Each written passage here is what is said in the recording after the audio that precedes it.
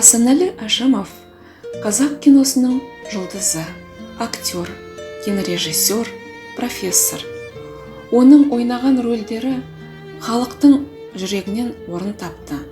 Олар Атаманның ақыры, Қыз жібек, Транссібір экспресі, Нанның дәмі, Түрксіб фильмдері.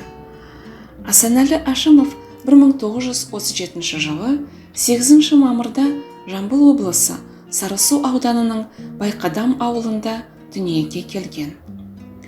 Қатал соғыс жылдары өткен балалық шағы туралы актер алғашқы қар жауғанша жалаңаяқ жүрдім. Бір күні сабақ кезінде қалың қар жауған еді. Барлық сыныптастарымды ата-аналары үйлеріне алып кетті. Ал мен суық саз мектепте жалғыз қалдым. Ол кезде 9 жаста едім. Түні бойы қатты қорыққаным соншалық, таңертең мектептен 10 жасқа есейіп шыққандай болдым деп есіне алады. Құрманғазы атындағы Қазақ мемлекеттік консерваториясының болашақ студенті бола жүріп, Асанәлі Әшімов Ботагөз, Ертістің асау толқынында атты фильмдерге түскен.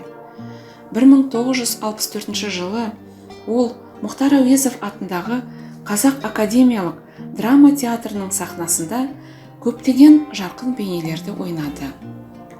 Айдаһар жылы аты аңызға айналған Шоқан фильмдері үшін Қазақ КСР мемлекеттік сыйлығына ие болды.